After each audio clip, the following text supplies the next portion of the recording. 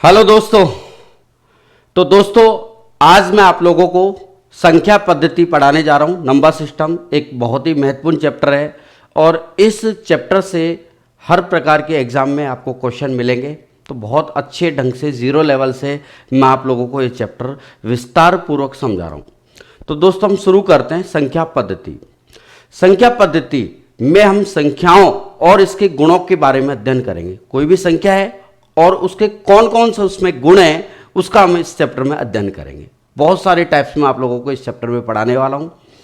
और दोस्तों अब ध्यान से सुनना कि संख्याओं को आप लिखोगे तो एक विशेष समूह के संकेतों की हमें जरूरत पड़ेगी। तो उन संकेतों का जो समूह है वो दोस्तों अंक कहलाता है। कहने का मतलब अगर हम किन्हीं भी संख्याओं को लिखेंगे, जैसे मैंने लिखा 532, अब 532 में 5 क्या है, 3 क्या है, 2 क्या है दोस्तों, ये 5 3 2 है अंक। तो हम सबसे पहले इसमें पढ़ते हैं अंक। संख्या पद्धति वाले चैप्टर में हम पढ़ते हैं अंक, डिजिट। डिजिट हमारे 10 होते हैं। 10 कौन से? 9 तो हमें प्रकृति से प्राप्त हुए। कौन कौन से? 1 2 3 4 5 6 7 8 9, ये तो एकदम नेचुरल हो गए। और एक है आर्टिफिशियल कृत्रिम, जिसका आविष्कार आर्यभट्ट ने किया था। आप समझ गए होंगे वो क्या है, वो है 0। यानी हमारे ये 10 अंक होते हैं और इन अंकों से मिलकर ही हमारी संख्याएं बनेंगी। ध्यानपूर्वक समझना, एकदम 0 लेवल से मैं आप लोगों को बता रहा हूं, ठीक है। एक अच्छे लेवल तक प्रश्न हम करेंगे। अब जैसे मुझे कोई संख्या बनानी है, 5 4 2 3, ये एक संख्या बन गई। इसमें कितने अंक हैं दोस्तों? 4 अंक हैं, 5 4 2 3। अब ध्यान से सुनना, अगर हम 0 को आगे लगा दें, जैसे ये 0 लग दी, तो 0 का कोई मतलब नहीं है, ये यूजलेस है, ठीक है। 0 का मतलब तभी है जब कोई संख्या हो या 0 के अलावा कोई अंक हो, उसके बाद आप 0 लगाओगे तो 0 का मतलब है, ठीक है। तो एक तरीके से 5 4 2 3 एक 4 अंकों की संख्या है, 5 की नहीं है। अगर हमें 5 अंकों की बनानी है, जैसे मैं इसमें कहूं, जैसे आपसे बात करी 1 2 3 और हमें 0 दे दिया। अब आपसे कहा कि 4 अंकों की बड़ी संख्या बताओ।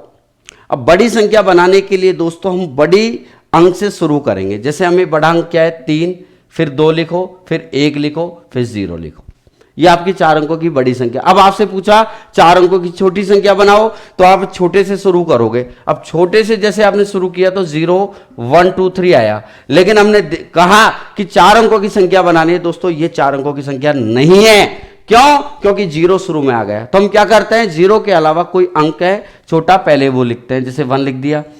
अब इसके बाद आप 0 लगाओ और बढ़ते क्रम में लिख दो 1 0 2 3, ठीक है। अब मैं आप लोगों को समझा रहा हूं दोस्तों, अगर हम इसमें इसके जातीय मान की बात करें, एक तो होता है जातीय मान और एक होता है स्थानीय मान, ठीक है। इन दोनों की मैं चर्चा करता हूं। जातीय मान, स्थानीय मान। जातीय मान मतलब फेस वैल्यू।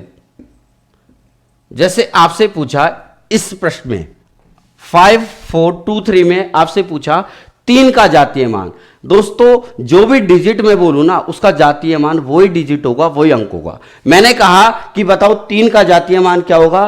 5423 में, तो आपका जवाब आएगा सर 3 का जातीय मान इसमें 3 ही रहेगा, ठीक है। जो अंक बोलूं वही अंक उसका जातीय मान कहलाएगा।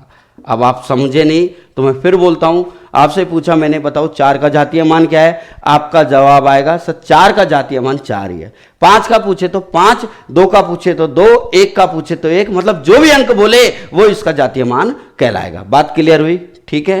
अब बात करते हैं स्थानीय मान की। अब दोस्तों आपको ये पता होना चाहिए, ये तो कहलाता है इकाई, फिर दहाई, ठीक है, सैकड़ा, हजार, 10,000, लाख, 10 लाख, करोड़, इस तरीके से आगे बढ़ते जाओ। तो अगर मान लो इस 3 का इकाई का पूछा या दहाई का पूछा, अगर इकाई का पूछा तो 3 गुणा इकाई का मतलब होता है 1, 3 गुणा 1 कर दो। जैसे दहाई का पूछा तो 2 गुणा 10 कर दो। सैकड़े का पूछा तो 4 गुणा सैकड़ा मतलब 100 कर दो। जैसे आपसे पूछा इसमें 4 का स्थानीय मान क्या है, ठीक है, 4 का स्थानीय मान, तो आपका जवाब आएगा 4 गुणा, अब ये किस पर है?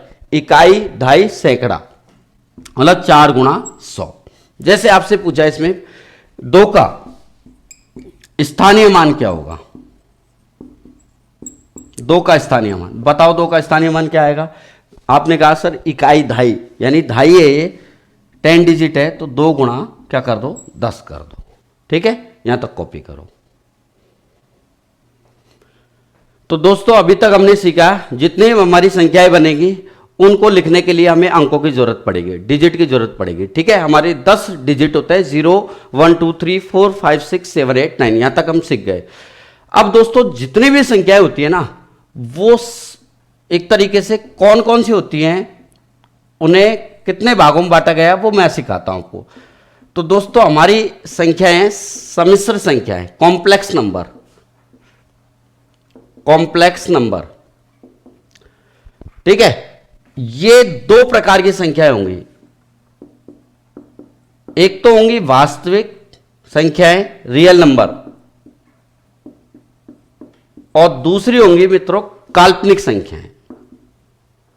ये हमारी मैथमेटिक्स में 2 तरीके की संख्या होंगी, वास्तविक और काल्पनिक। और इन दोनों से बनी संख्या क्या कहलाएगी? सम्मिश्र संख्या, कॉम्प्लेक्स नंबर कहलाता है। ठीक है, अब ये वास्तविक क्या है, काल्पनिक क्या है, इन दोनों पे डिस्कस करते हैं। पहले मैं आपको काल्पनिक संख्या समझा देता हूं, क्योंकि ये बहुत छोटा सा आइटम है और फटाफट आप सीख जाओगे और ज्यादा कोई एग्जाम में आता भी नहीं है। अगर वर्गमूल के अंदर माइनस निशान आ जाए तो समझ जाना वो एक काल्पनिक संख्या है। क्यों? क्योंकि माइनस अंडर का मतलब होता है आई, इसको बोलते हैं आयोटा।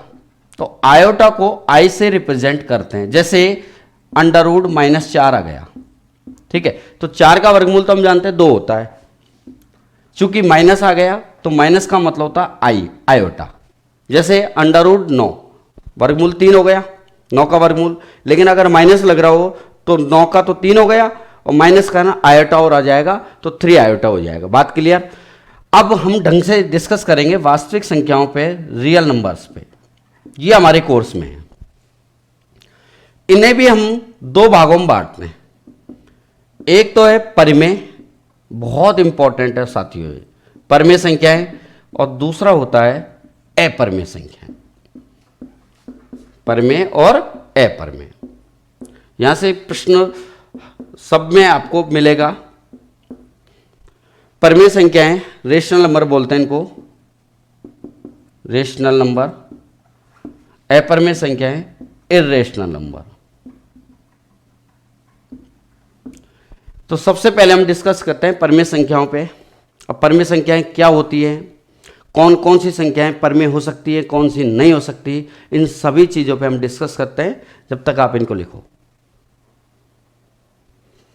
तो इसमें पहला डिस्कस करते हैं परिमेय संख्या, ये हेडिंग डाल लो, परिमेय संख्याएं, रियल नंबर, रेशनल नंबर।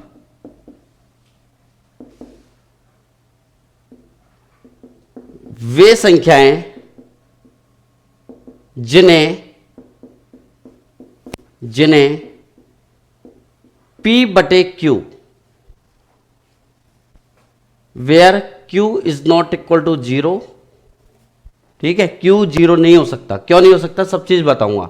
जिन्हें P/Q के रूप में, साथ में यहां भी एक चीज और डाल लो, भिन्न, यानी फ्रैक्शन के रूप में लिख सके। वे संख्याएं जिन्हें P/Q अर्थात भिन्न के रूप में लिख सकें, वे सब की सब क्या होंगी दोस्तों? वो सब की सब होंगी परिमेय संख्याएं, रेशनल नंबर। जैसे 2/3, -4/5, 22/7, 1। अब आप कहोगे सर 1 आपने तो बताया कि बटे के रूप में होनी चाहिए P/Q। ठीक है, बटे होना चाहिए। तो दोस्तों जिसके नीचे कुछ नहीं 1 लिख सकते हैं, तो 1/1 हो गया। और -2, इसके नीचे कुछ नहीं 1, तो ये सभी की सभी इस तरीके की संख्याएं परिमेय होंगी। अब दोस्तों मैं इसमें पहला पॉइंट बताता हूं कि हम कैसे पहचानेंगे कि ये बटे में है या नहीं। जैसे इसमें पहला पॉइंट है कि वे संख्याएं जिनमें पॉइंट के बाद निश्चित अंक हो, ये बहुत इंपॉर्टेंट चीज है, मैं सिखा रहा हूं आप लोगों को। पॉइंट के बाद निश्चित अंक हो, अंक समझ ही गए क्या होता है।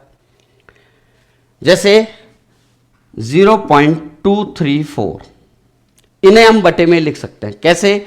आप जानते हो कि पॉइंट के बाद अगर 3 अंक हैं तो बटे में 3 जीरो आती है, अगर 4 अंक है तो 4 जीरो, पॉइंट के बाद 10 अंक है दाईं ओर तो 10 जीरो आएंगे। ठीक है, तो इसको हम बटे में लिख सकते हैं। बोलो नहीं लिख सकते क्या?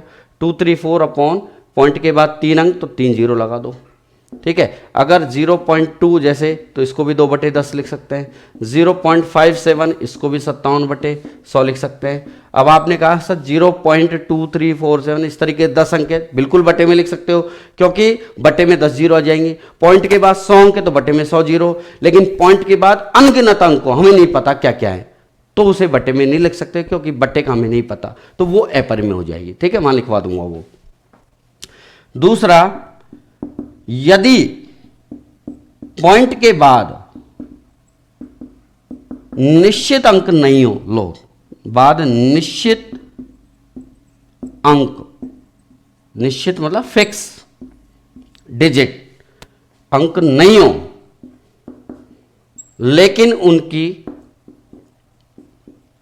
लेकिन उनकी पुनरावृत्ति हो, पुनरावृत्ति रिपीटेशन मतलब रिपीटेशन हो।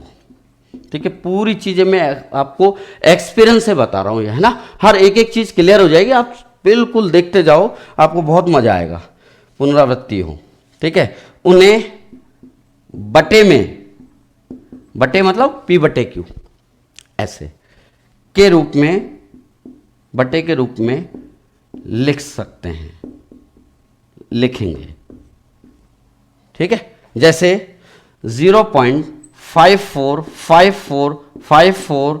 अब ये चीज मैंने आपको दशमलव में भी बताई है। क्या बताया है कि पॉइंट के बाद जो संख्या बार बार आए उसके ऊपर बार लगा दो। जैसे 0.5454 बार बार आ रहा है तो जो चीज बार बार आए उसके ऊपर बार लगा दो। अब चूंकि पॉइंट के बाद 2 अंक बार में तो बटे में 2 9 आ जाएंगे, तो 54/99। ठीक है, अगर मान लो 3 अंकों का रिपीटेशन हो, जैसे 1 2 3 1 2 3, तो 1 2 3 के ऊपर बार लगा दो तो 123/999 हो जाएगा। जैसे 0.123 के ऊपर बार है, या मतलब ये बार बार आ रही है संख्या, तो इसको बटे में लिख सकते हैं बिल्कुल 123/999 लिख दिया। तो कहने का मतलब जिनको हम बटे में लिख सके वो सब की सब पर में होंगी, और जिनका पूरा वर्गमूल घनमूल निकल जाए वो भी पर में हैं, और सभी प्रकार की पूर्णांक, पूर्ण, सम, विषम, भाज्य, अभाज्य, वो सभी में चीजें डिस्कस करेंगे जब तक आप इसको लिखो। अब इसमें थर्ड पॉइंट देखो, परमे में वे संख्याएं जिनका पूरा पूरा वर्गमूल, पूरा पूरा वर्गमूल स्क्वायर रूट है ना, या घनमूल, perfect square root, perfect cube root निकाला जा सके, निकाला जा सके, उन्हें बटे में लिख सकते हैं, भिन्न में लिख सकते हैं। भिन्न मतलब बटे, फ्रैक्शन। और जिनको हमने बट्टे में लिख दिया, बस बट्टे लग जाना चाहिए, वो सब की सब परमे हो जाएगी, रेशनल हो जाएंगे।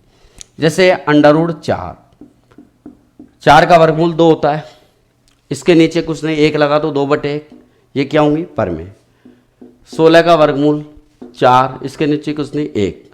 9/25 का वर्गमूल 3/5, पहले से ही वर्गमूल है, पहले से ही बटे है। तो जैसे घनमूल 27 का घनमूल, घनमूल मतलब क्यूब रूट, यानी जिस संख्या को 3 बार गुणा करके लिखा जा सकता है वो पूर्ण घन संख्या लिखते, पूर्ण घन संख्या कहलाती है।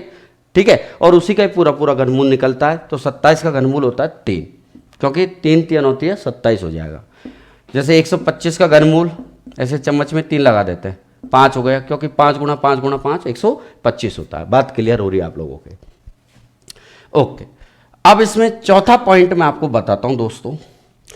जिसके हम विस्तार पूर्वक अध्ययन भी करने वाले हैं उन चीजों का। सभी पूर्णांक, ऐसे क्वेश्चन बनता है, सभी पूर्णांक, पूर्णांक मतलब इंटीजर्स, पूर्ण होल नंबर, सम, विषम, अभाज्य इवन, ऑड, अभाज्य प्राइम नंबर, इनको रूढ़ संख्या भी बोलते हैं। एक एक का डिस्कस करेंगे ना।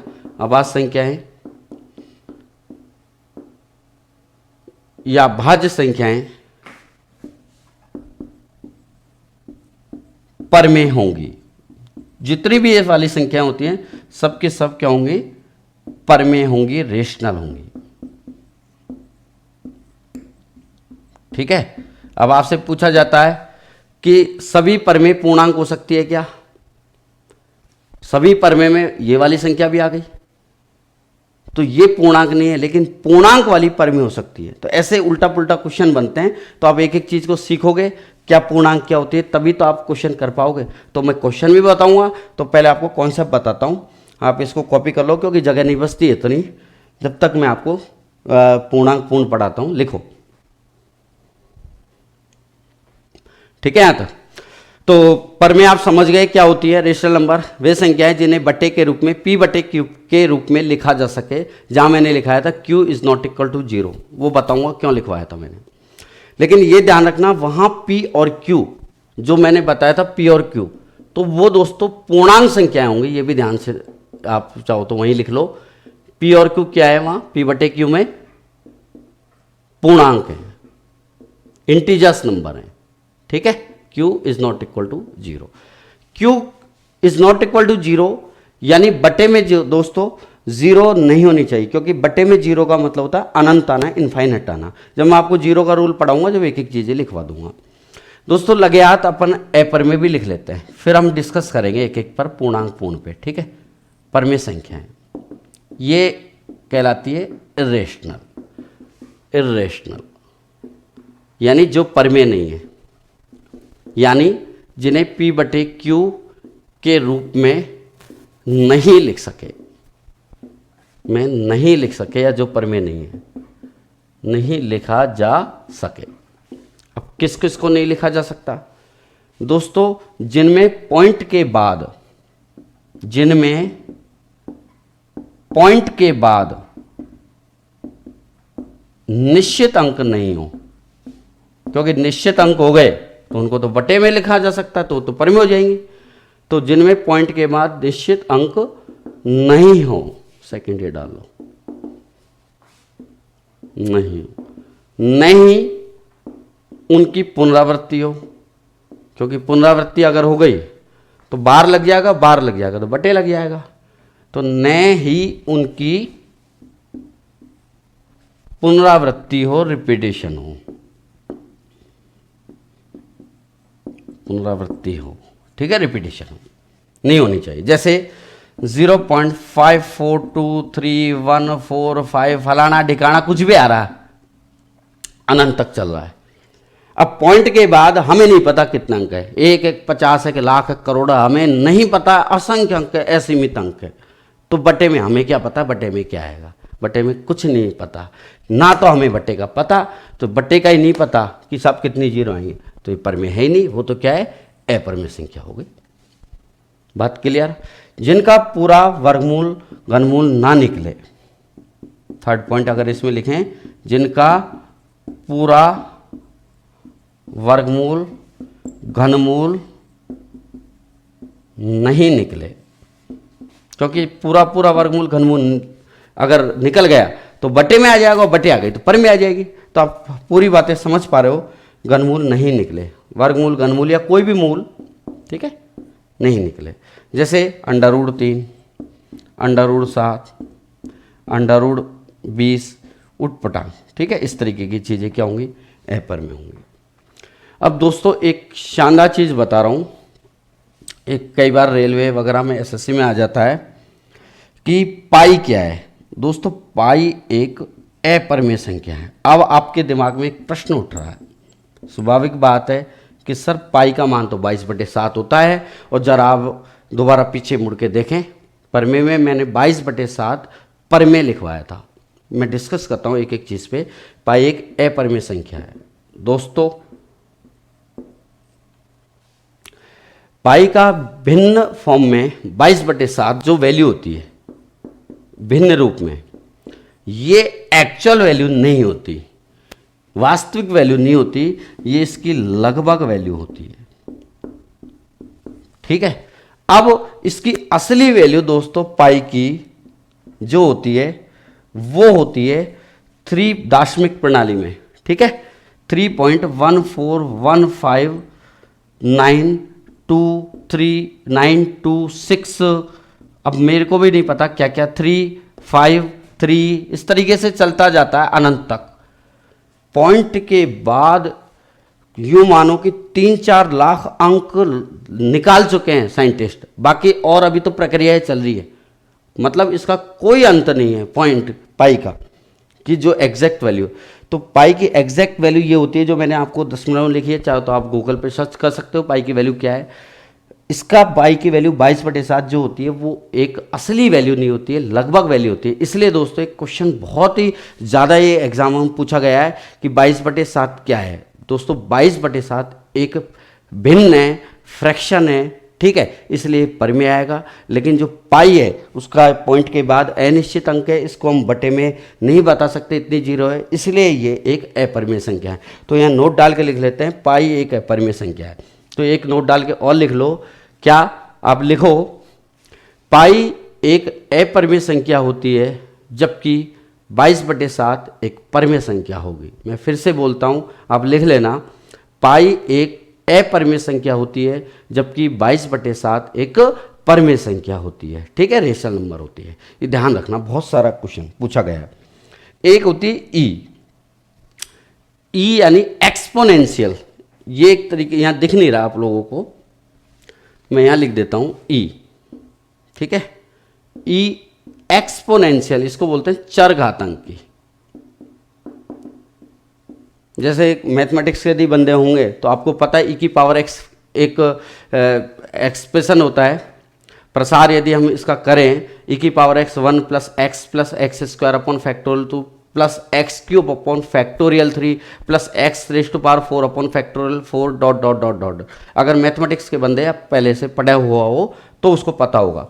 तो 1 + x स्क्वायर, तो इस तरीके से 1+ तो आ गया, x का मान चूंकि यहाँ 1 है तो 2+ आ रहा है, मतलब इसका मान एक तरीके से 2 व 3 के मध्य होता है।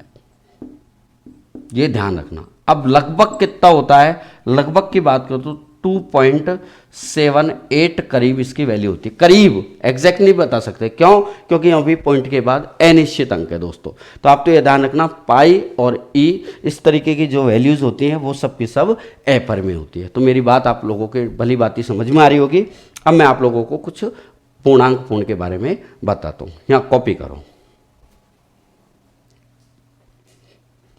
अब मित्रों एक एक करके सभी संख्याओं के बारे में पढ़ते हैं।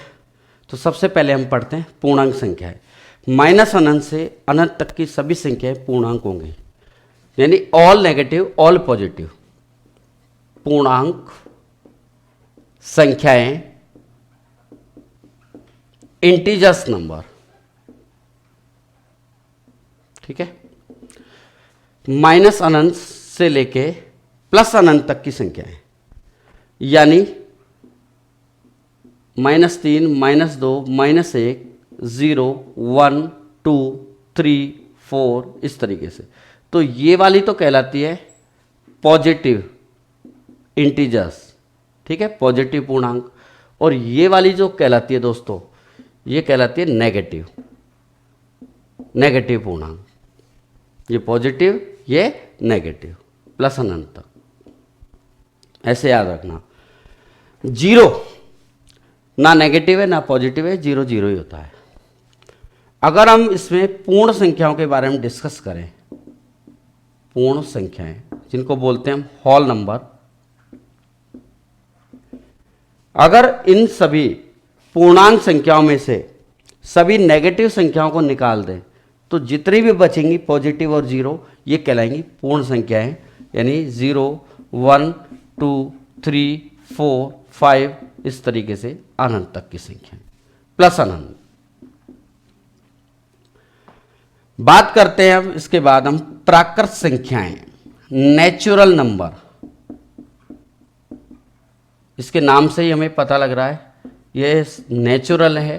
अब आपको पता है जीरो नेचुरल है क्या, मैंने आपको पहले ही बता दिया कि 1 से लेके जो 9 तक अंक है वो तो हमें प्रकृति से प्राप्त हुए हैं, और जीरो जो है उसका आविष्कार हमारे भारत के ही हैं, आर्यभट्ट, उन्होंने आविष्कार किया था।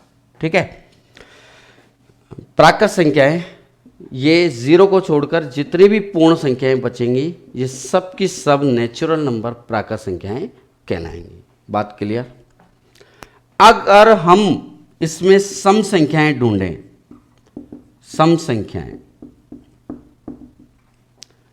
तो दोस्तों जितनी भी हमारी पूर्णांक संख्याएं हैं, अगर वो सभी पूर्णांक संख्याएं 2 से विभाज्य हो तो वो सम संख्याएं कहलाएंगी, और अगर 2 से विभाज्य नहीं हो तो वो विषम संख्याएं कहलाएंगी।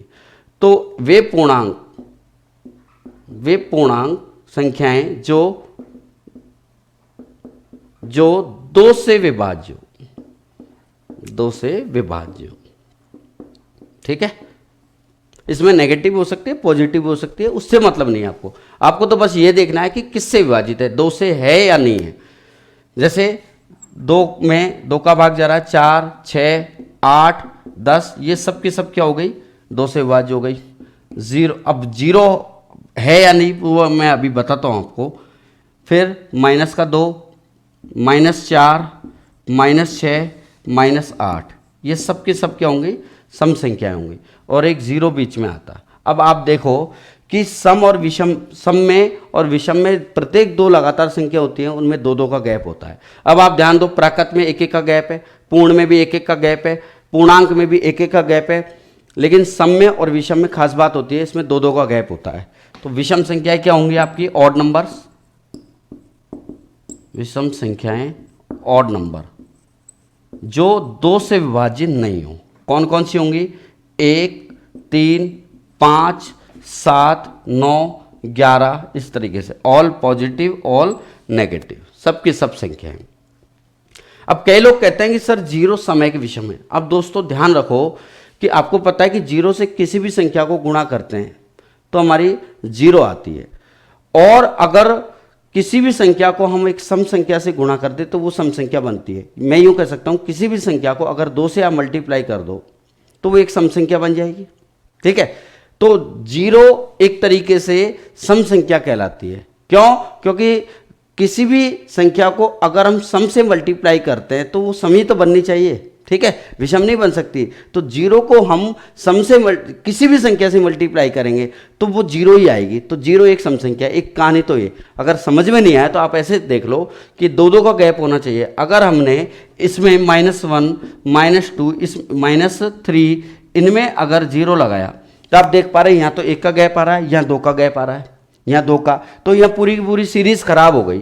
इसलिए जीरो को विषम में नहीं लिखा जाता, जीरो को सम में ही लिखेंगे, क्योंकि यहाँ सभी सीरीज देखो सही है, यहाँ सभी में 2-2 का गैप नजर आ रहा है, यहाँ भी 2-2 का गैप नजर आ रहा है। तो इसलिए जीरो क्या है, एक सम संख्या है। आपके भली बात ये चीज समझ में आ रही होगी। यहां तक लिखो। अब मित्रों हम पढ़ते हैं अभाज्य संख्याएं, भाज्य संख्याएं और सहभाज्य संख्याओं के बारे में डिस्कस करते हैं। तो अभाज्य संख्याएं, इसको हम बोलते हैं प्राइम नंबर्स। हेडिंग डाल लो, अभाज्य संख्याएं प्राइम नंबर। दोस्तों इसका एक नाम और है, इसको हम रूढ़ संख्याओं के नाम से और जानते हैं। तो ये भी आप लिख लो, रूढ़ संख्याएं। इसकी डेफिनेशन क्या है, कौन कौन सी संख्याएं अभाज्य हो सकती है? दोस्तों वे संख्याएं जिनके केवल और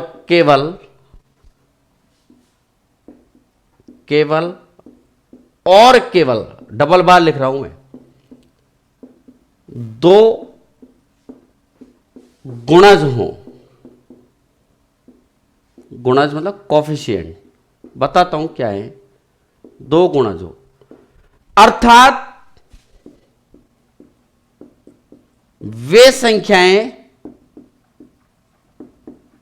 जो केवल दो संख्याओं से ही विभाज्य हो, दो संख्याओं से ही विभाज्य हो, पूर्ण विभाज्य हो, पूरा पूरा भाग जाए केवल दो संख्याओं का। कौन कौन सी होती है वो? एक तो एक और दूसरी होती है स्वयं, खुद का और एक का। स्वयं मतलब इटसेल्फ।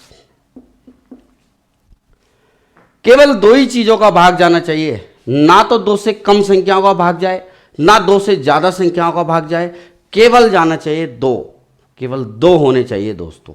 जैसे हम सबसे पहले लेते हैं, जैसे हमारी प्राकृत संख्या होती है ना, उनकी बात करें। जैसे 1 2 3 4 5 6 7 8 9, इन पे डिस्कस करते हैं कि इनमें कौन सी अभाज्य है, कौन सी भाज्य वगैरह, इन पे डिस्कस करते हैं।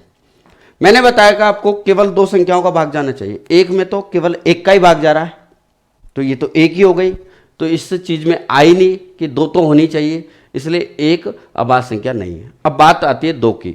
दो में दो का भी भाग जा रहा है, खुद का, और एक का भी भाग जा रहा है, तो केवल दो संख्याओं का भाग जा रहा कि नहीं जा रहा? तीसरी तो नहीं है कहीं, देखो नहीं, तो दो क्या है? अभाज्य संख्या है। तीन में तीन का जा रहा है, एक का जा रहा है, और किसी का नहीं जा रहा, तीन भी है। चार में चार का भी जा रहा है, एक का भी जा रहा है, लेकिन दोस्तों दो का भी जा रहा है, यानी दो से ज्यादा संख्याओं का भाग जा रहा है, इसलिए अभाज्य संख्या नहीं है। पांच में पांच का एक का जा रहा है, छह में छह का भी जा रहा है, एक का भी जा रहा है। यानी मैं एक बेसिक बात और बताऊं, यानी जिस संख्या के टुकड़े नहीं हो वो सबकी सब क्या है? अभाज्य है। अगर देसी तरीके से बोले, जिनके टुकड़े ना हो, केवल दो ही संख्याओं का भाग जाए, तो छह के भी टुकड़े हो सकते हैं, वैसे भी जा रहा है, एक का जा रहा है, छह का भी जा रहा है, तीन का भी जा रहा है। तो हमारी कौन कौन सी अभाज्य संख्याएं होंगी अगर इन पे हम डिस्कस करें, तो वो होंगी 2 3 5 7 11 13 17 19 23 29। इस तरीके से आप बढ़ते चलो, लिखते चलो, बहुत सारी लाखों करोड़ों अरबों असंख्य संख्याएं होती हैं, ऐसे अभाज्य संख्याएं। अब इसमें एक खास बात नजर आ रही है दोस्तों। अभी मैंने आपको सम और विषम के बारे में बताया। सम संख्याएं होती हैं जिनमें दो का भाग जाए, सम होती है, और जिनमें दो का भाग नहीं जाए वो विषम और नंबर होती है। मित्रों, दो हमें पता लग रहा है कि सम संख्याएं, इवन नंबर हैं, और बाकी देखो, बाकी दो से अलावा जितनी भी संख्याएं होंगी, यहां तक जितने भी दिखेंगे, वो सब की सब होंगी विषम। तो मैं यहां यूं कह सकता हूं, अभाज्य संख्याओं में केवल एक ही सम संख्या होती है, उसका नाम क्या है? दो। आपसे यह भी पूछा जा सकता है कि ऐसी कौन सी अभाज्य संख्या है जो एक सम संख्या होती है? दो। प्रथम अभाज्य संख्या कौन सी होती है? दो। तो मैं कह सकता हूं दो एक सम अभाज्य संख्या है, सम अभाज्य संख्या है। ठीक है। आपसे पूछा जाता है कि बताओ प्रथम अभाज्य संख्या कौन सी है, पूछा गया कई बार, प्रथम अभाज्य संख्या, तो आंसर आएगा आपका दो। आपसे पूछा जाए कि प्रथम विषम अभाज्य संख्या कौन सी होती है, प्रथम फर्स्ट ऑड प्राइम नंबर, प्रथम विषम अभाज्य संख्या, मित्रों ये होती है 3। ठीक है, ये ध्यान रखना। अब यहां पे एक प्रश्न में अगर बनाऊं कि दुनिया की जितनी भी अभाज्य संख्याएं हैं ना, उन सभी को जोड़ो, उसमें से सभी विषम संख्याओं का, विषम अभाज्य संख्याओं का टोटल हटा दो, क्या बचेगा? 2। मैं दोबारा समझाना चाह रहा हूं, अगर मैं कहना चाह रहा हूं कि सभी अभाज्य संख्याओं का टोटल करो, आप कहोगे सर हमने कर लिया, बिल्कुल समझ गए, अभाज्य संख्याओं का टोटल करो, टोटल कर लेंगे, ठीक है। 2 + 3 + 5, इसमें से सभी विषम का टोटल हटाओ, विषम अभाज्य का टोटल हटा दो, बिल्कुल हटा दिया। तो अब बताओ दोस्तों क्या आएगा? तो आएगा दोस्तों यहां 2 आएगा। क्या आएगा? 2। ठीक है, अगर यहां नहीं दिख रहा हो तो यहां लिख लेना इस चीज को, 2 आएगा। क्यों?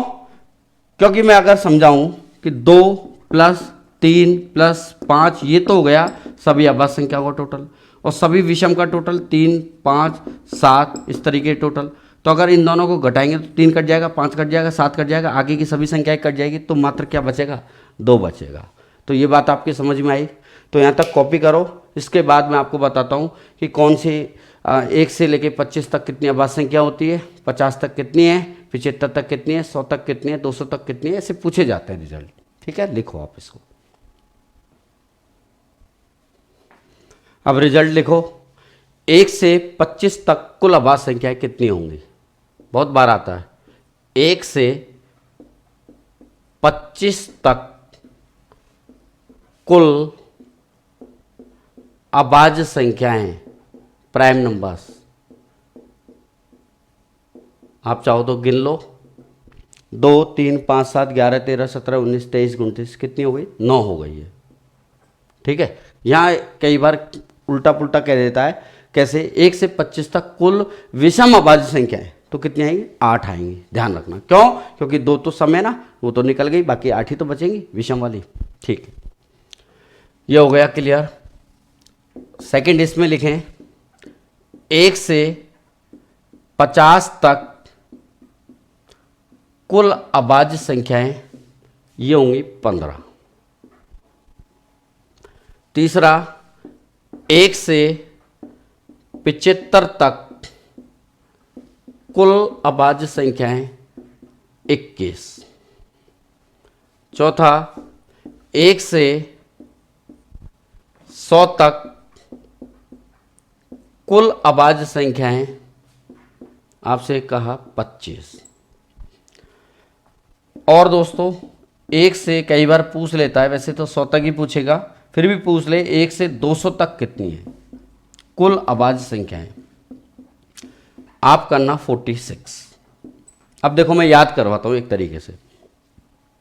1 से 25 तक तो आप रट लो। कैसे? 2 भूल गए तो ये याद रख लेना। 2, 3, 5, 7, 11, 13, 17, 19, 23, 29 कितनी हो गई? 9 हो गई। जैसे 6 लगाओगे, छक्का लगाया, 9 और 6 15, फिर दोबारा 6 लगाओ, 15 6 21। अब बार बार 6 नहीं पड़ेगा, अब चौका पड़ेगा। 21 और 4 25। ठीक है, अब आप सोच रहे हैं कि 46 कैसे याद रखें? दोस्तों ऐसे याद रखें ना, 21 और 25 कितने होते हैं?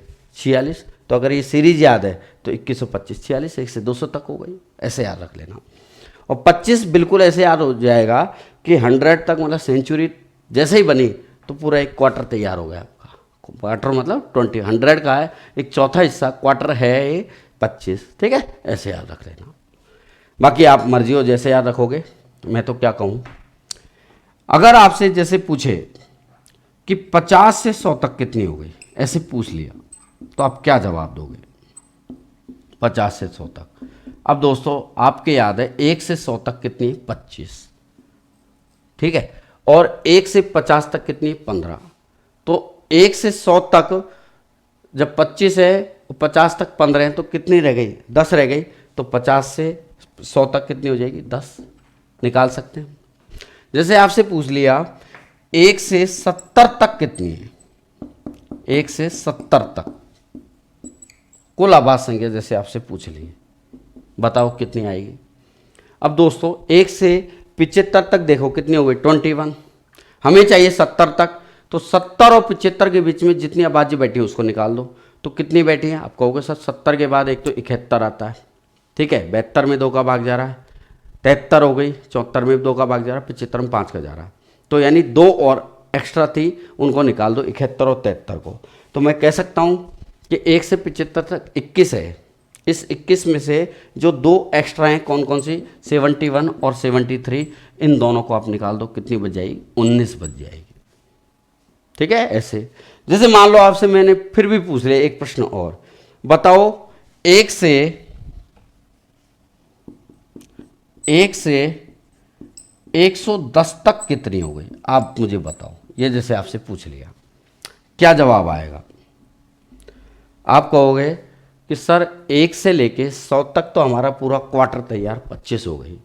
तो 100 तक तो 25 गिनने की जरूरत ही नहीं है। अब 100 के बाद जितनी हैं उनको आप देख लो। 100 के बाद 101। ध्यान रखना 3 अंकों की छोटी संख्या 100 होती है, लेकिन 3 अंकों की सबसे छोटी अभाज्य संख्या 101 होती है। इसके ऊपर भी क्वेश्चन बनेगा, इसके ऊपर नियम भी लिखेंगे हम, ठीक है। 101 तो 3 अंकों की सबसे छोटी अभाज्य संख्या 101, वो हो गई। फिर 102 नहीं है, 103 हो गई। फिर 104 नहीं है, 105 नहीं है, 106 नहीं है, 107 हो गई। 108 भी 2 का भाग जा रहा है, 109 हो गई। यानी 4 और एक्स्ट्रा हो जाएगी। कौन कौन सी? 101, 103, 107, 109, ये 4 और इंक्लूड कर दो। 25 वो और 25 और 4 वो जो एक्स्ट्रा थी वो और मिला के 29 हो जाएगी। तो अगर नहीं दिख रहा हो तो आप यहाँ लिख लो 25 तो 100 तक हो गई, 4 और एक्स्ट्रा, टोटल कितनी हो जाएगी? 29। तो मित्रों ये बातें आप लोगों के समझ में आ गई होगी। 1 से 25 तक 9, 50 तक 15, छक्का मारो, फिर 175 तक 21, फिर 6 मारा, फिर चौका मारा। 1 से 100 तक कितनी हो गई? 25, फिर 1 से 200 तक 46, बाकी हम निकाल सकते हैं। तो ये अभी तक मैंने आपको परमेय बता दिया, अपरमेय बता दिया, पूर्णांक, पूर्ण, सम, विषम, अभाज्य। अब मैं आपको डिस्कस करने जा रहा हूँ भाज्य की। आप इसको कॉपी करो जब तक। तो यहाँ तक सभी के समझ में आ रही है? First class. अब आपको मैं पढ़ाता हूँ भाज्य संख्याएं। इनको बोलते हैं हम कंपोजिट नंबर। इसको हिंदी में यौगिक संख्याओं के नाम से और जानते हैं। तो हेडिंग डाल लें भाज्य संख्याएं, कंपोजिट नंबर। संयुक्त संख्याएं भी बोलते हैं कंपोजिट नंबर। इंग्लिश में जरूर याद रखना है ना। संयुक्त भी बोलते हैं या यौगिक भी बोलते हैं इसको। ऐसे अलग अलग नाम कई बार पूछे जाते हैं यौगिक संख्याएं। आपको नाम से ही पता लग रहा है अभाज्य का मतलब जिसके टुकड़े ना हो, और भाज्य का मतलब एक तरीके से जिसके टुकड़े हो जाएं।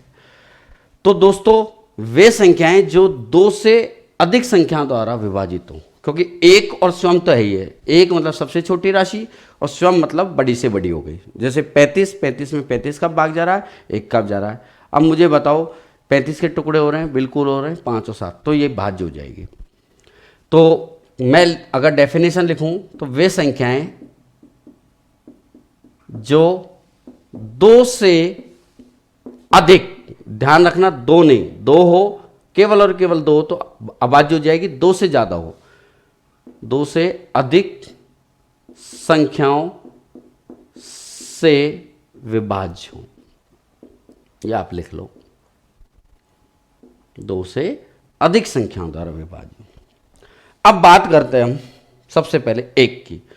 बताओ 1 क्या है? अभाज्य एक भाज्य है। अब आप कहोगे सर 1 अभाज्य तो नहीं, अभी अभी आपने समझाया, क्योंकि 1 में तो केवल एक ही संख्या का भाग जा रहा है। बात करो भाज्य की। 1 दोस्तों अगर अभाज्य नहीं हुआ तो भाज्य भी नहीं हुआ, क्योंकि भाज्य का नियम कहता है 2 से ज़्यादा संख्याओं के द्वारा 2 से ज़्यादा चीज़ों का भाग जाना चाहिए। 1 में तो केवल एक ही चीज़ का भाग जा रहा है। इसलिए दोस्तों मैं कह सकता हूँ 1 ना तो अभाज्य ना भाज्य। मैं नोट डाल के यहाँ लिख दूंगा। अब बात करते हैं 2 की, 3 की। 2, 3 तो अभाज्य में आ गई। फिर इसके बाद 4। अब 4 ऐसा पहला नंबर है जो एक भाज्य होगा, कंपोजिट होगा, यौगिक होगा, संयुक्त होगा। तो आपसे अगर पूछे कि प्रथम भाज्य संख्या क्या होगी, फर्स्ट कंपोजिट नंबर क्या होगा, तो जवाब आएगा दोस्तों 4। फिर इसके बाद 5 क्या हो गई? 5 एक अभाज्य संख्या। 6 भाज्य संख्या हो जाएगी, 6 हो गई। 4, 6, 7 अभाज्य, 8। इस तरीके से आप लिख ही सकते हो आगे, तो ठीक है। बाकी इतना पूछता नहीं है, इतना ही बहुत है। अब मित्रों मैं आपको बताने जा रहा हूं, लिखो कोप्राइम नंबर सह अभाज्य संख्याएं। सह अभाज्य संख्याएं, इसको हम बोलते हैं, इंग्लिश में भी याद रखो, कोप्राइम नंबर। कोप्राइम नंबर, ठीक है। इसको दोस्तों एक नाम और होता है इसका, एक सापेक्षिक अभाज्य संख्या भी बोलते हैं इसको। सापेक्षिक अभाज्य संख्या, relatively prime number. Relatively prime number, सापेक्षिक, आपेक्षिक, कुछ भी एग्जाम में बोल देता है, कोई बड़ी बात नहीं है।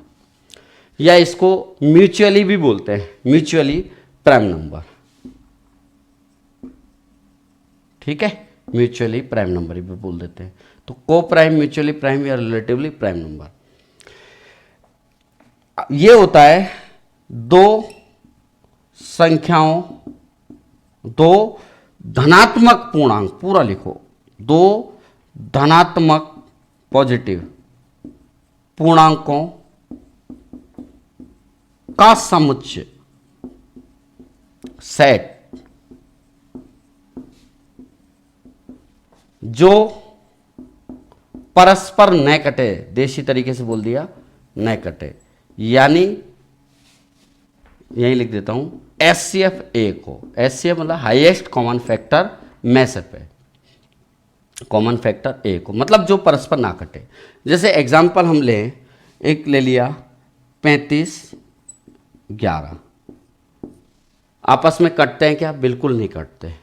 तो ये एक सहभाज्य संख्या है या सापेक्षिक अभाज्य संख्या होंगी, ठीक है, ये याद रखना। दूसरा 2-5 ले लिया, इनका भी HCF एक, आपस में नहीं कटते हैं, ठीक है। और ले लो, ये ले लिया 20 ले लिया, और मैंने जैसे ले लिया 13 ले लिया, क्लियर।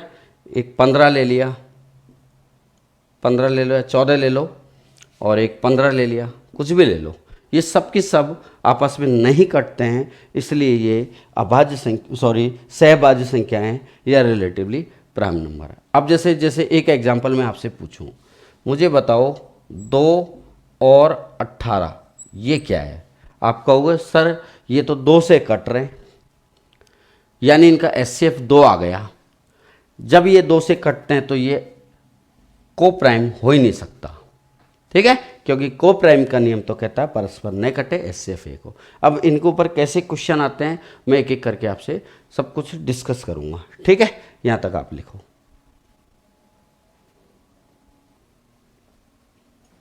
तो एक पॉइंट और लिख लो, नोट लिख लो, एक न तो अभाज्य है और न ही भाज्य।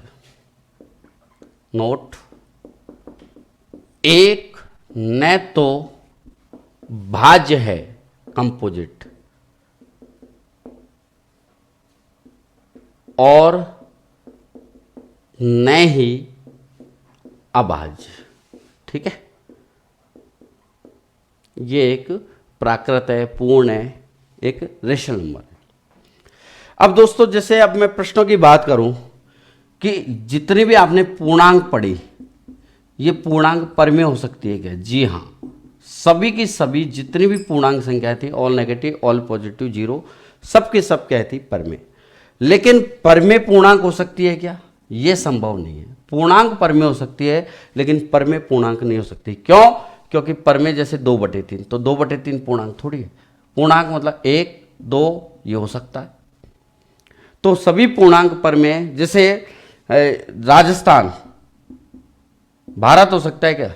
नहीं। राजस्थान भारत में या भारत राजस्थान में, तो राजस्थान भारत का अंग है लेकिन भारत राजस्थान का अंग थोड़ी है, वही चीज ये है, ठीक है।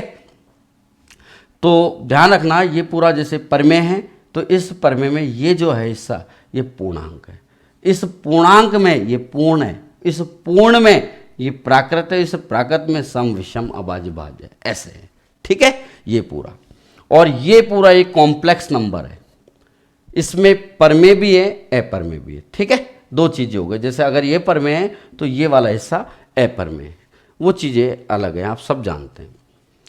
तो मुझे बताओ, एक सम संख्या परमेय हो सकती है क्या? सम संख्या बिल्कुल परमेय हो सकती है, लेकिन सभी परमेय सम हो सकता है क्या? नहीं हो सकता। ये हम क्वेश्चन समझ चुके हैं।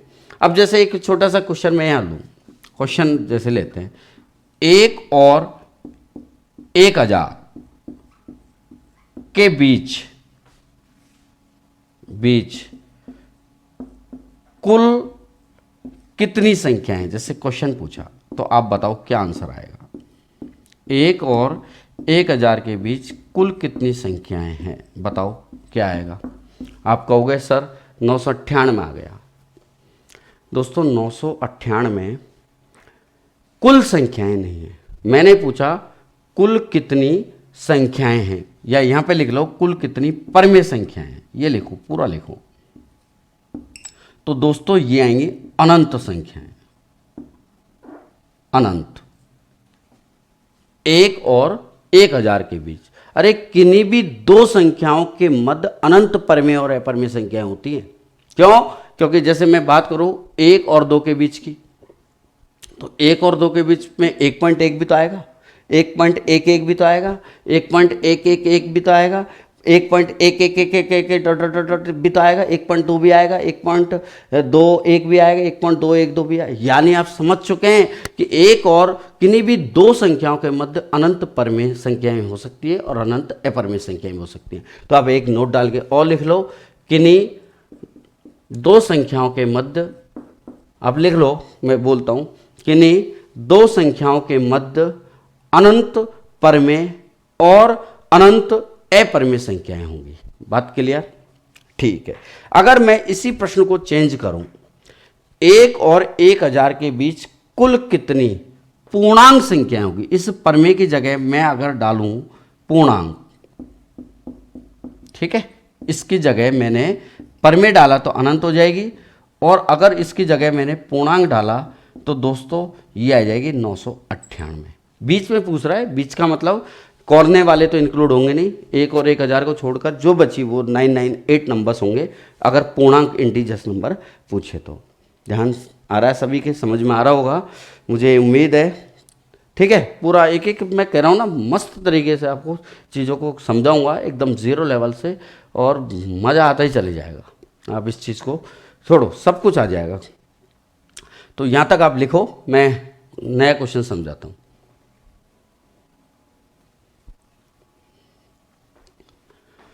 तो एक क्वेश्चन देखो आप, क्वेश्चन कह रहा है कि एक दूसरे के सापेक्ष है अभाज्य संख्या युग्म क्या है, मतलब रिलेटिवली प्राइम नंबर पेयर क्या है। ऐसा कौन सा पेयर है जो रिलेटिवली प्राइम है, मतलब को प्राइम है, मैंने आपको बताया।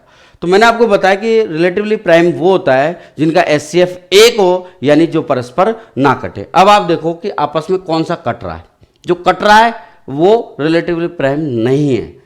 तो 68 और 85 में ये 17 से कट रहा है, तो एचसीएफ 17 है, तो रिलेटिव प्राइम है क्या? बिल्कुल नहीं है। 65 91 किससे कट रहा है? 13 से, तो ये भी नहीं हो सकता। ठीक है, 92 85 किससे कट रहा है? 23 चौक 92, या 17 पंजे नहीं कट रहा, ये 23 से कटता है, ये 17 से कटता है। तो इसका मतलब ये परस्पर नहीं कटता, कोई एक कॉमन संख्या से कटना चाहिए। तो इसका मतलब ये हो सकता है, ये देखो 102 153 17 से कटता है, तो ये भी 17 पंजे 85, 17 छिके 102, 17 नम 153, मतलब ये 17 से कट रहा है। ऐसे इसका 17 है, तो ये भी रिलेटिव प्राइम नहीं हो सकता। तो आंसर क्या गया? C option. बात क्लियर हुई? एक बहुत प्यारा क्वेश्चन और लेता हूं मैं। बहुत ही प्यारा क्वेश्चन है आप लोगों के लिए। क्वेश्चन कह रहा है कि यदि P तथा Q दो आपेक्षिक धनात्मक पूर्णांक है, ठीक है, रिलेटिवली पॉजिटिव इंटीजर्स है, और P प्लस Q बराबर 10, मतलब P और Q को टोटल 10 होना चाहिए। P is less than Q, इसका मतलब है कि P Q से छोटा होना चाहिए। तो P के संभवतः कुल कितने मान हो सकते हैं? दोस्तों ये कंडीशन ध्यान रखना, ये कह रहा है P is less than Q, ये भी ध्यान रखना, और टोटल 10 बैठना चाहिए, ऐसा पैकेज बनाओ। अगर P का मान 1 हो और Q का मान 9 हो तो टोटल 10 हो सकता है क्या? बताओ आप। बिल्कुल टोटल 10 हो सकता है, और P Q से छोटा भी है। एक मान तो ये हो सकता है, 2 हो सकता है, बिल्कुल 2 8 हो सकता है, 3 7 4 कितना 6 5 5। अब आगे के हो ही नहीं सकते। क्यों? क्योंकि आगे अगर लोगे तो ये बड़ा होता जाएगा और ये छोटा होता जाएगा, तो ये वाले पैकेज यहाँ से आगे के संभव नहीं है। वो तो आप समझ गए, क्योंकि P का मान Q से छोटा होना जरूरी है। तो ये छोटा है, ये भी छोटा है, ये भी छोटा है, ये भी छोटा है, ठीक है, आगे छोटे नहीं होंगे। अब बात करते हैं इसकी, ये बिल्कुल हो सकता है, ये कंडीशन है। सापेक्षिक अभाज्य होने चाहिए, रिलेटिव भी होना कंपलसरी है मित्रों।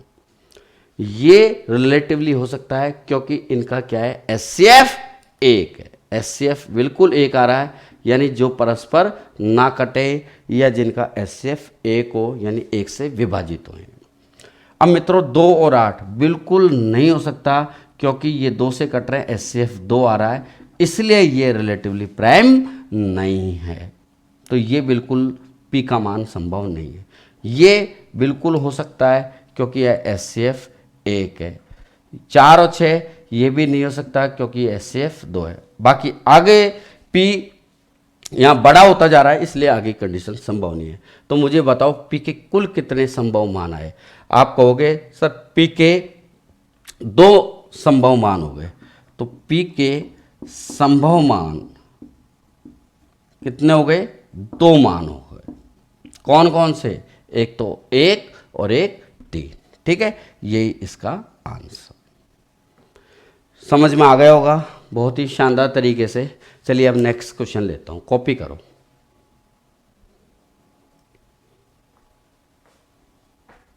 देखो क्वेश्चन, 4 क्रमागत अभाज्य संख्याएं जो आरोही क्रम में है, मतलब असेंडिंग ऑर्डर में है, उनमें पहली 3 का गुणनफल 385 और अंतिम 3 का गुणनफल 1001 है। तो सबसे बड़ी संख्या कौन सी होगी मित्रों, बतानी है। तो हम देख पा रहे हैं कि यहाँ क्रमागत है, क्रमागत का मतलब होता है लगातार, कंटिन्यू। कौन सी संख्या है? अभाज्य संख्या है। कैसे? आरोही क्रम में, मतलब बढ़ते क्रम में। तो पहली 3 का गुणनफल आपको दे रखा 385। तो आप 385 पे एक बार नजर देखो, लगाओ, 385 के फैक्टर करो। अब फैक्टर है तो अगर किसी के फैक्टर खंड करते हैं तो 2, 3, 5, 7 जो भी अभाज्य संख्या है उनका भाग दिया जाता है। कोई भी दुनिया की संख्या हो, अगर उसका हमें खंड करना है, उसके टुकड़े करने हैं, तो अभाज्य संख्याओं का ही भाग देते हैं। तो 2 का नहीं जा रहा, 3 का नहीं जा रहा, 5 का भाग जा रहा है। तो 5, 7, 35, फिर 3 बचे, 5, 7, 35। सभी को दिखाई दे रहा 7 से कट रहा है और फिर 11 से कट रहा है, मतलब इसके टुकड़े हो गए 5, 7, 11, यानी 4 लगातार संख्याएं हैं। तो इसका मतलब एक 5 है, दूसरी 7 है, ठीक है, और 11 है। तो इसका मतलब 4 लगातार है, कॉन्जिक्यूटिव हैं। तो इसका मतलब चौथी कौन सी हो गई? आप कहोगे सर 13 है। अगर दिक्कत आ रही हो तो एक बार चेक कर लो। 7 का, 11 का, 13 का गुणनफल जो है वो 1001 बैठना चाहिए। प्रश्न में बोला हुआ है कि इनका गुणनफल 1001 है। आप गुणा करके देख लो, आ गया 77 गुणा 13, 1001। इकाई से ही आइडिया लग रहा है। तो मुझे बताओ ये 4 लगातार बढ़ते क्रम में अभाज्य संख्या है, तो इनमें बड़ी संख्या कौन सी होगी? आपका आंसर आएगा 13। तो बहुत ही सिंपल सा प्रश्न था, इसके टुकड़े कर लिए, 5 आ गया, 7 आ गया, 11 आ गया, इसके बाद 13 ही होती है। तो बड़ी पूछा है तो ये हो गई, छोटी पूछता तो 5 हो जाती। कई बार पूछता है कि दूसरी सबसे बड़ी, तो सबसे बड़ी तो 13, दूसरी सबसे बड़ी कितनी हो गई? 11, और दूसरी सबसे छोटी 5 हो गई, दूसरी सबसे छोटी क्या हो गई? 7 हो गई। तो ऐसे कंफ्यूजन भी करता है। ठीक है, यहां तक आप लिखो। अब एक क्वेश्चन बहुत बार पूछा जाता है, कोई भी संख्या दे देगा और उस संख्या के अभाज्य गुणनखंडों की संख्या हमसे पूछेगा। तो पहले आपको समझा देता हूं, किसी संख्या के अभाज्य गुणनखंडों की, प्राइम फैक्टर्स की, अभाज्य गुणनखंडों की संख्या ज्ञात करना, संख्या ज्ञात करना। तो पहले जो भी संख्या दे रखी है ना, उसके आप फैक्टर करेंगे, प्राइम फैक्टर। तो दी गई संख्या के अभाज्य गुणनखंड करके आप घातों का टोटल कर दो। यानी आप तो ये ध्यान रखो, घातों का योग करना पड़ता है। मोटी मोटी लैंग्वेज याद रखो। कैसे? एग्जाम्पल से समझो। जैसे मैंने ले लिया 6 की घात 13 ले लिया, घात को मत देखना, आप पहले बेस को देखो। 6 की घात 13 में 13 के अभाज्य गुणनखंड बताओ, के अभाज्य गुणनखंडों की कितनी संख्या होगी? पूछा गया आपसे खंडों की संख्या। तो आप क्या करेंगे, जो भी संख्या दे रखी है, जो भी बेस दे रखा है, वो पहले चेक करेंगे कि बेस अभाज्य है कि नहीं। तो अभाज्य अगर नहीं है, भाज्य है, तो उसके टुकड़े कर दो। तो हम देख पा रहे हैं कि 6 के टुकड़े हो जाएंगे 2 3 6, और जो फाइनल टुकड़े होते हैं ना दोस्तों वो अभाज्य होते हैं, अभाज्य के बाद कोई टुकड़ा होता भी नहीं है। तो हमने टुकड़े किए कि 2 गुणा 3, घात कितनी 13। घातांक करनी आप समझ चुके हैं। सरस इंडिसेस में क्या समझा कि गुणा में घातें अलग अलग हो सकती हैं, मैंने आपको बताया, आप देख लेना उसको भी। तो घात 13 है तो ये 13 को 2 पे भी लगा दो और इस 13 को 3 पे भी लगा दो। तो 2 और 3 को जरा चेक करो अभाज्य है क्या, बिल्कुल है। तो हम क्या करेंगे, अभाज्य करके गुणनखंड करके घातों का योग कर लेंगे। तो घात कौन सी है 13 और यहाँ कितनी है 13, तो 13 और 13 कितनी हो गई 26 इस सवाल का आंसर। ठीक है, मैं बहुत अच्छे एग्जाम्पलों को लेकर आपको समझाता हूँ। नेक्स्ट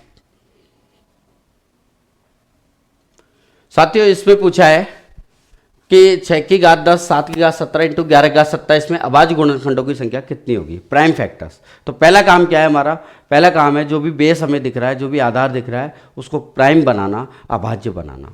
ठीक है, टुकड़े करना। तो 6 के टुकड़े किए आपने, 2 गुणा 3, घात 10 लगा दो।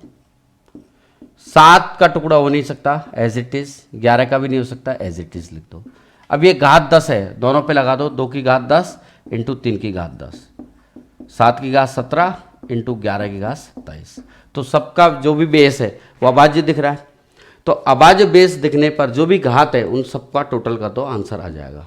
तो घातों का योग, तो देखो टोटल कितना आ रहा है, 10 और 20, 17, 37 और 27, 64 इसका आंसर हो गया। ठीक है, ये आंसर आ गया, कॉपी करो।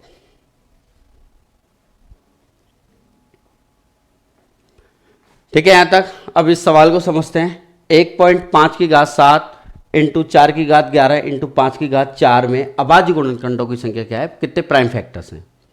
मित्रों सबसे पहले इसको सॉल्व कर लो। पॉइंट के बाद चूंकि एक अंक है तो बटे में 1 0 लगा दो। घात 7 है, 7 लगा दो। 4, अब 4 को भी मैं लिख सकता हूं 2 की घात 2, क्योंकि मैंने आपको बताया ना सबसे छोटी संख्या आपको देखनी है, यानी जितने टुकड़े कर सको उतने टुकड़े हमें करने हैं। तो 4 को 2 गुणा 2 लिख दो या 2 की घात 2 लिख दो, एक ही बात है। चूंकि घात पहले से ही है तो आपको पता है घात और घात आपस में मल्टीप्लाई होती है। ठीक है, और 5 का टुकड़ा हो नहीं रहा, 5 की घात 4। आप इसको काट लो, 5 3 15, 5 दूनी 10, मतलब 3 की घात 7 हो गई। अब चूंकि बटे में हो चाहे बीच में गुणा हो, घातें अलग अलग हो सकती हैं। हमने बताया कि गुणा में और भाग में घातें बिल्कुल अलग अलग हो सकती है। 7 जो है 3 के ऊपर भी चढ़ेगा और इस 2 के ऊपर भी 7 चढ़ेगा। तो ये 2 की घात 11 दूना 22 हो जाएगा इंटू 5 की घात 4। अब या तो इसको सॉल्व कर लो, 2 की घात 22 है ऊपर, 2 की घात 7 है, 22 को 7 से काटेंगे तो आपको पता है भाग में घातें घट जाती हैं। तो 22 में 7 गए तो कितना बचेगा 15। तो ये आ जाएगा 3 की घात 7 इंटू, आप मेरी बात समझ पा रहे हो ना, अगर बेस इक्वल है तो भाग में घातें घट जाती हैं। तो 22 में से 7 गए तो कितना आएगा 2 की घात 15 इंटू 5 की घात 4। मैंने पहले आपको घातांक करनी पढ़ा दिया, इसलिए पढ़ाया है ताकि आप चीज़ें सीख सको। तो मित्रों अब हम देख पा रहे हैं कि जो भी अभाज्य है बेस है, तो 3 है 2 है 5 है, सबकी सब अभाज्य है। तो घातों का टोटल कर लो, घातों का योग। तो 15 और 7 22 और 4 26 इस सवाल का आंसर। या तो ऐसे कर लो या ऐसे भी आप कर सकते हो। अगर ये कैलकुलेशन नहीं कर रहे तो डायरेक्ट कर लो। ठीक है, ये तो आनी चाहिए पहली बात। तो दूसरी बात, अगर नहीं भी समझ में आ रहा तो अंश की, अंश मतलब ऊपर वाले की, हर मतलब नीचे, अंश मतलब न्यूमरेटर, हर मतलब डिनोमिनेटर बटे। तो अंश की घातों के टोटल में से हर की घातों का टोटल निकाल दो। तो अंश की घातों का टोटल तो 7 + 22 + 4 होगा, और नीचे क्या है 7 है। तो 7 में 7 घट गया, ये तो कट ही गया, तो 22 और 4 26। कहने का मतलब अंश की घातों का टोटल है 7 + 22 + 4, और हर की घातों का टोटल कितना है 7। जो भी आपस में घटा दो, आंसर आ जाएगा 22 और 4 26। तो जैसे आपको लगे वो कर लो। ठीक है, कुल मिला के जो बेस है वो अभाज्य होना जरूरी है। चलिए एक क्वेश्चन और लेते हैं इस पे।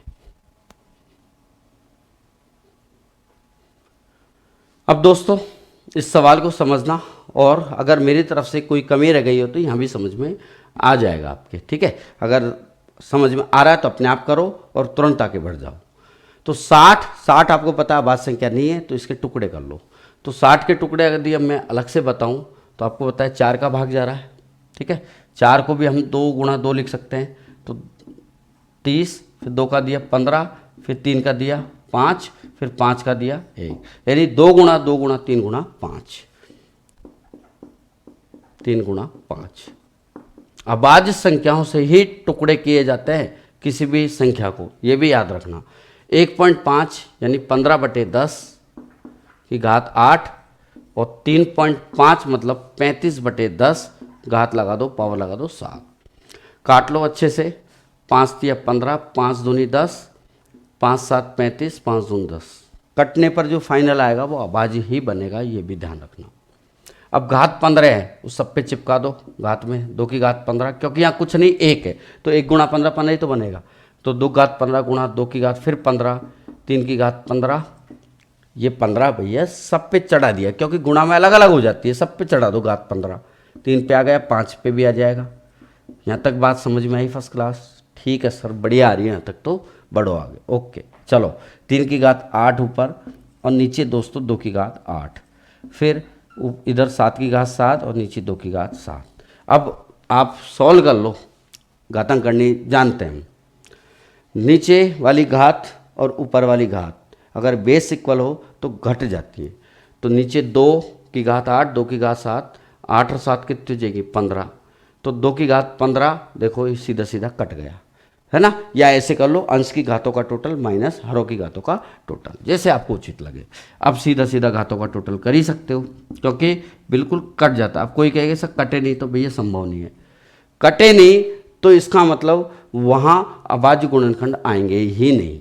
जब भी अभाज्य गुणनखंड पूछेंगे तो केवल बटे की संख्या रहेंगे नहीं रहेंगी, पॉइंट वाली आ नहीं सकती, क्योंकि पॉइंट में आ गई तो फिर काय की अभाज्य रही वो, ठीक है।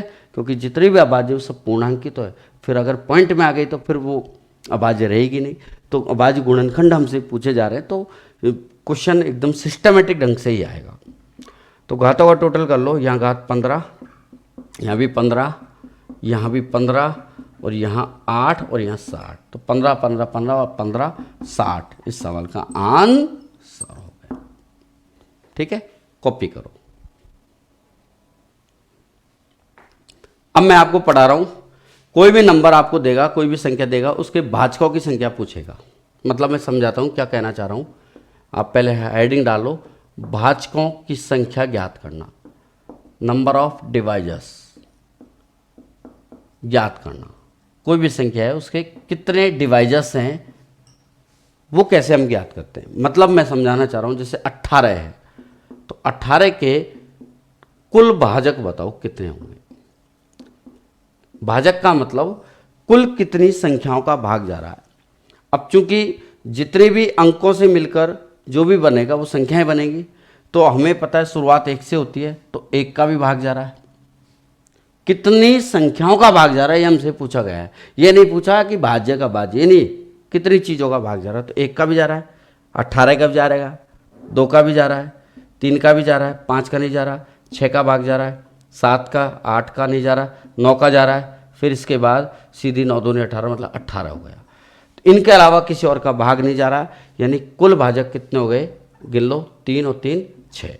ऐसे आपसे पूछा जा रहा है कुल भाजक कितने हो गए, 6 हो गए, 6 पीस हो गए।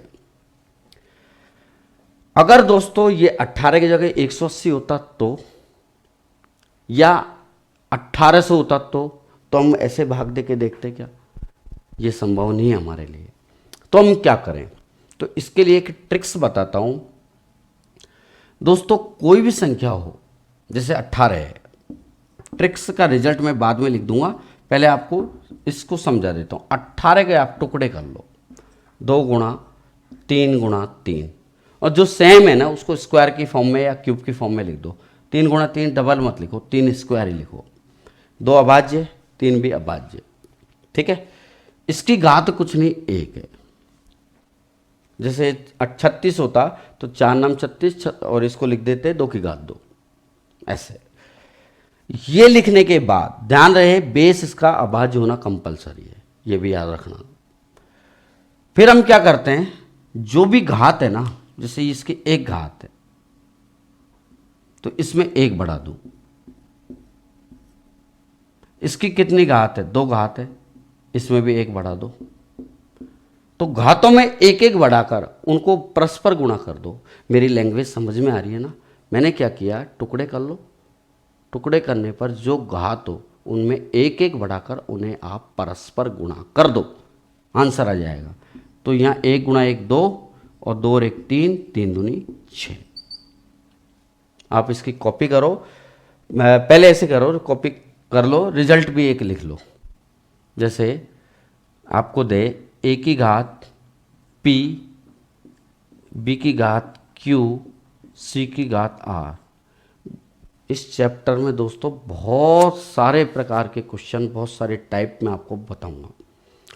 ये चीज़ें सीख रहे हो, फिर आपको मैं भाजकता के नियम 2 का, 3 का, 5, 7, 11, 13, 17, 101, 37 का नियम बताऊंगा। इनको पर काफ़ी क्वेश्चन हल करेंगे।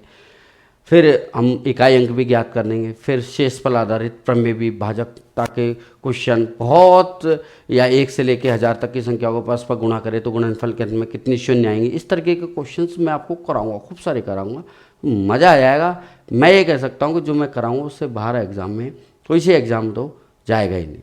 ठीक है, ये आप करते चलो तो खुश हो जाओगे आप। तो इसमें आपसे अभाज्य गुणनखंड, सॉरी, इसके भाजकों की संख्या हमसे पूछी गई है, टोटल डिवाइजर्स। ध्यान रखना, यहाँ ए बी सी, जहाँ ए बी सी अभाज्य होना जरूरी है, नहीं है तो टुकड़े करके करो। तो संख्या होगी, जो भी घात है p, उसमें एक बढ़ा दो, यही तो समझाया। अभाज्य है, उसके जो भी घात है एक बढ़ा दो, q में एक बढ़ा दो और r में भी एक बढ़ा दो, और जो बढ़ा दिए उनको परस्पर गुणा कर लो, आपका आंसर आ जाएगा। ये इसकी ट्रिक हो गई। लिखो, एक क्वेश्चन समझाता हूं। रेडी? देखो, क्वेश्चन है कि 360 के भाजकों की संख्या कितनी होगी, टोटल डिवाइजर्स कितने हैं, कितनी चीज़ों का इसमें भाग जा रहा है। अब ऐसे एक एक को देखना हमारे लिए इम्पॉसिबल है, तो हम क्या करेंगे, ट्रिक लगाएंगे। तो सबसे पहले हम 360 के टुकड़े करेंगे। अब 360 में हम देख पा रहे हैं 2 का जाएगा, फिर 2 का बार बार जाएगा, तो हम एक साथ ही कर देते हैं, 8 का भाग देते हैं। ठीक है, 8 का भाग जा रहा है, 2 का ग्रुप हो गया ना, उसको भी हम 2 का क्यूब लिख सकते हैं इसको। तो 8 चौक 32, 8 5 40, 9 का जा रहा है, 9 पंजे 45, फिर 5 का जा रहा है 1। तो 8 को मैं लिख सकता हूँ 2 की घात 3, 9 को 3 की घात 2 और 5 को 5 की घात 1। यहाँ तक लिख दिया। अब हमें संख्या निकालनी है भाजकों की, नंबर ऑफ डिवाइजर्स। तो हम क्या करते हैं, जो भी इसकी पावर होती है, घात होती है, उसमें एक बढ़ाकर उन्हें परस्पर गुणा कर देते हैं। तो 3 में एक बढ़ा दो, कितनी हो जाएगी, 4। इस 2 में भी एक बढ़ा दो, 2 + 1। इस 1 में भी एक बढ़ा दो, 1 + 1, परस्पर गुणा कर दो। तो 3 और 1 4, 2 और 1 3 और 1 और 1 2, 4 3 12 दूना 24 इस सवाल का आंसर। तो उम्मीद है दोस्तों, मैंने जितना आपको पढ़ाया आपके बेहतरीन, शानदार, ज़बरदस्त, मज़ेदार समझ में आया। और मुझे लगता नहीं कि आपको कोई यहाँ तक डाउट आएगा। फिर भी डाउट आए तो आप व्हाट्सएप वगैरह कर ही सकते हैं, कोई दिक्कत आएगी नहीं। और मैं एक्सरसाइज 1 पूरी करवाऊँगा, और जितने भी से रिलेटेड क्वेश्चन है, एक्स्ट्रा जितना भी एक्स्ट्रा हो सकता है मैं आपको पूरा देने की कोशिश करूँगा। बस आप तो ढंग से उनको रिवाइज करते चलो, मेहनत करते चलो। ठीक है, अब मैं अगली क्लास में आपको पढ़ाऊँगा भाजकता के नियम पर, 2 का नियम, 4 का, 8 का, 3 का, 9 का, और उससे बहुत प्यारे प्यारे रिलेटेड क्वेश्चन होंगे वो, और फिर और भी हम उसके आगे भी करेंगे। ठीक है, थैंक यू।